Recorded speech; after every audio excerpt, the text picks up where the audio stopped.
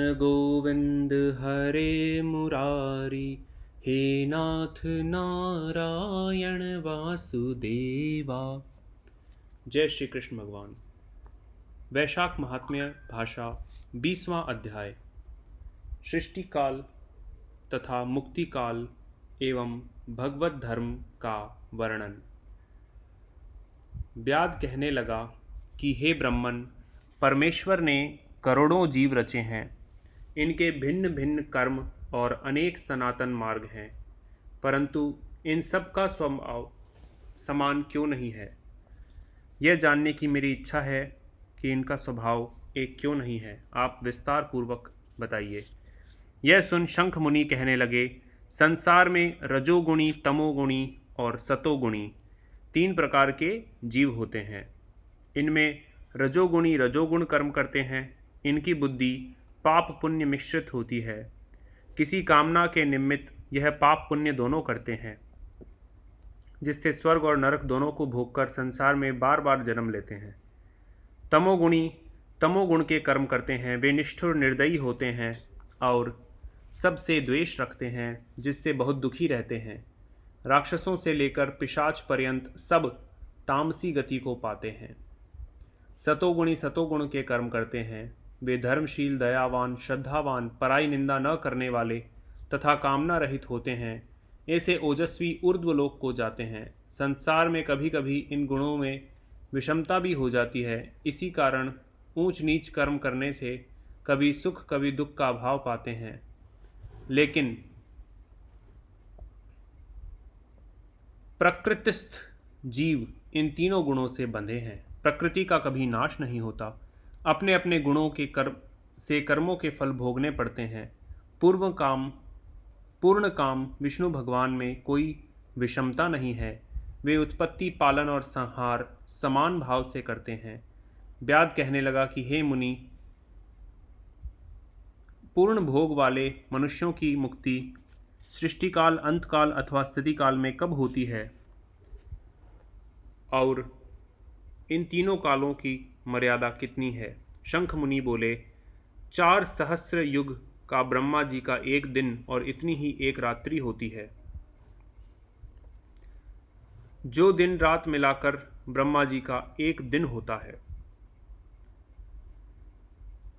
15 दिन का एक पक्ष और 2 पक्ष का एक मास होता है।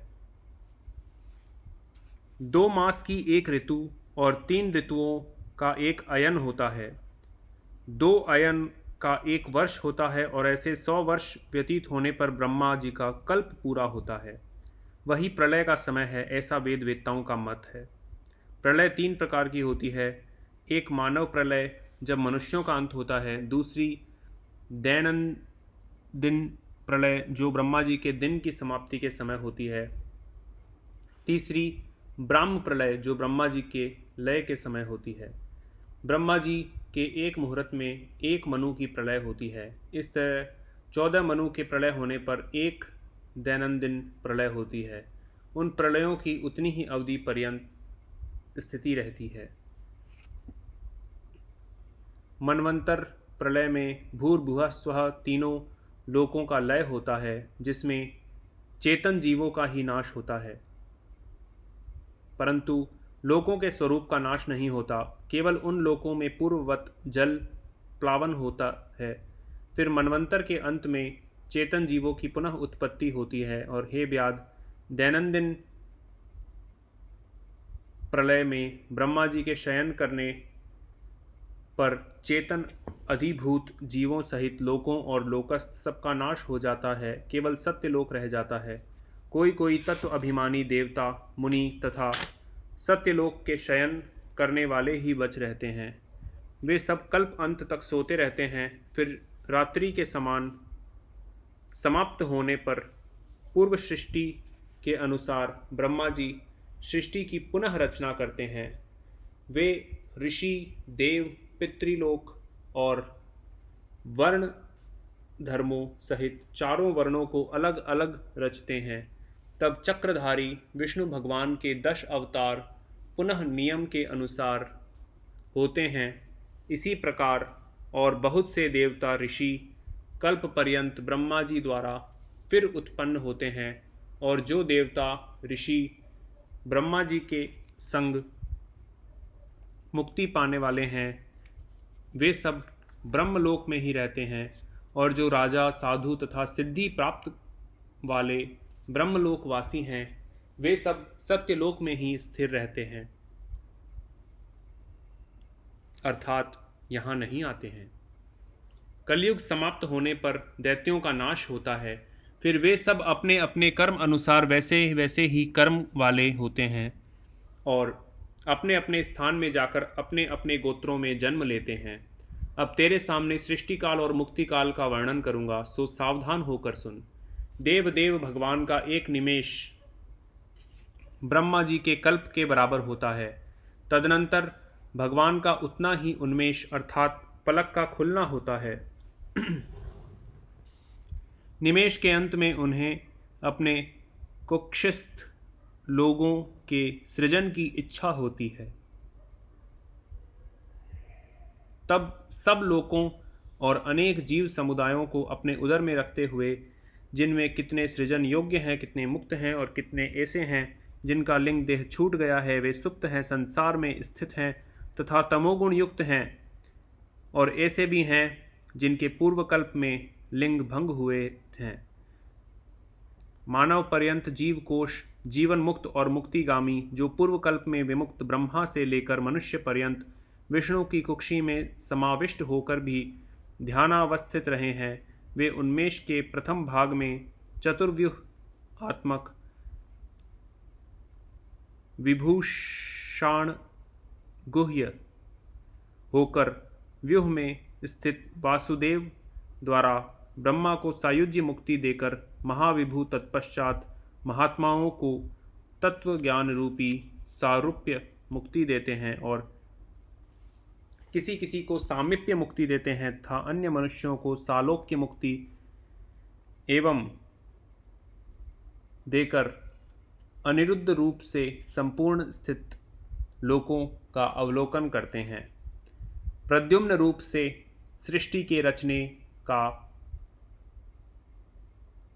विचार करके माया, जया, कृति और शांति आदि शक्तियों से विवाह करके महाविष्णु भगवान भिन्न भिन्न कर्म और आशय वाले लोक की रचना करते हुए शक्तियों से युक्त स्वयं पूर्ण काम है। नेत्र खोलने के अंत में फिर विष्णु भगवान योग माया का आश्रय लेते हैं। व्यूहस्थ संकर्षण द्वारा चराचर का नाश करते हुए यह सब उस महात्मा का अवर्णनीय काम है। यह कार्य ब्रह्मादिक तथा योगियों द्वारा भी अकथनीय है। यह सब सुन व्याध ने पूछा, हे महाराज, भागवत धर्म कौन से हैं और किन धर्मों से विष्णु भगवान प्रसन्न होते हैं? व्याध के पूछने पर शंख बोले, सुनो, जो शुद्ध चित्त से संतों का उपकारी, अनिंदक अर्थात जो निंदा ना करे, वह निष्काम हो, लोक के प्रतिकूल न हो अर्थात अनुकूल हो, हरिस्मरण में मन लगाने वाला, ममताहीन सदाचारी है, जिनका वेद शास्त्र गुरु साधु और शुभ कर्म में विश्वास है, और जो विष्णु भक्त हैं वे ही सात्विक धर्म है। वर्ण आश्रम के विभाग से धर्म 4 प्रकार के हैं और प्रत्येक धर्म नित्य, नैमित्तिक तथा काम्य इन भेदों से 3 प्रकार के हैं। जब वे भगवान के अर्पण किए जाते हैं तो वे ही सतोगुण युक्त भागवत धर्म है। किसी कामना के निमित्त अन्य किसी देवता के अर्पण करने से वे रजोगुणी हो जाते हैं। राक्षस, पिशाच आदि निष्ठुर देवताओं का पूजन तथा हिंसा आदि निंदित कर्म ही तमोगुणी हैं। सतोगुणी लोगों के सद्धर्म ही भागवत धर्म है, जिनकी जीव व मन भागवत स्मरण में हो, ध्यान भगवान के चरणों में हो, जो सद आचारी, परोपकारी, ममता रहित हो, जिसका शास्त्र, गुरु, साधु, कर्म, श्रुति, स्मृति में विश्वास हो, सब देशों का घूमना, सब कर्मों का देखना और सब धर्मों का सुनना आदि, परंतु चित्त को विषयों में रखने वाले मनुष्य कुछ भी नहीं कर सकते। जैसे उत्तम स्त्री नपुंसक का कुछ नहीं कर सकती। कामना रहित होकर श्रद्धापूर्वक जो धर्म किए जाते हैं वे ही भागवत धर्म हैं। इस लोक और परलोक में सुख देने वाले बहुत से धर्म हैं, परंतु क्षीर सागर में सबके हित के लिए जैसे दही में से मक्खन निकाल लेते हैं, वैसे ही लक्ष्मी जी को भगवान ने वैशाख उक्त धर्म बतलाए हैं जो विष्णु भगवान को प्रसन्न करते हैं।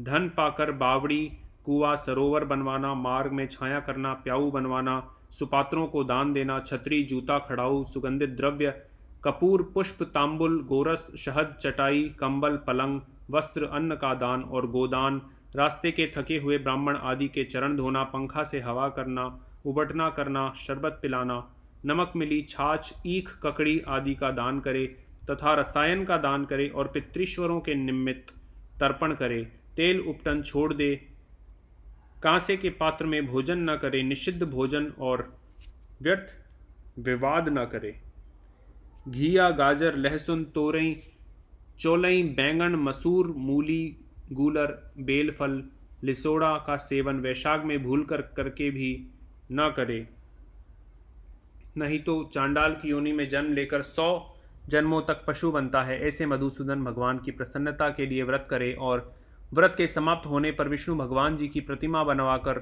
वस्त्र आभूषणों से सुसज्जित करके तथा पूजन आदि करके ब्राह्मण को भोजन कराकर दक्षिणा सहित प्रतिमा अर्पण करे। वैशाख सुदी द्वादशी को जूता और छतरी का दान देकर ब्राह्मण को जिमाकर ठंडा जल, दही, अन्न, तांबुल तथा दक्षिणा लेकर कहे कि यह मैं धर्मराज के निमित्त दान करता हूँ, यमराज मुझ पर प्रसन्न हो।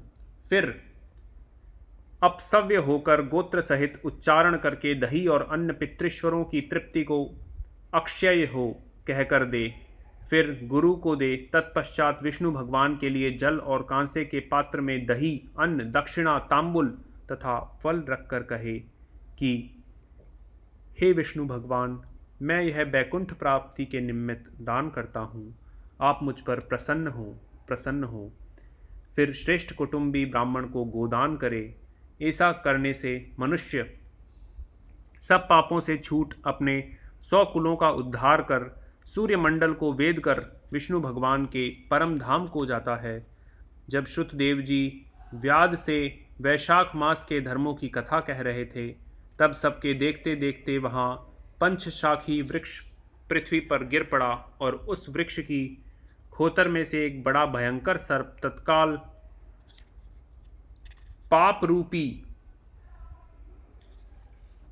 देह को त्याग कर दिव्य देह धारण कर हाथ जोड़ सिर झुकाकर वहां बैठ गया। तो ये सर्प के बैठने पर, सर्प के रूप परिवर्तन में करने पर और बैठने पर क्या होता है, ये हम अगली बार सुनेंगे और ये हम पढ़ेंगे 21वें अध्याय में। तो 21वां अध्याय सुनने के लिए आप हमारे चैनल से जुड़े रहिए।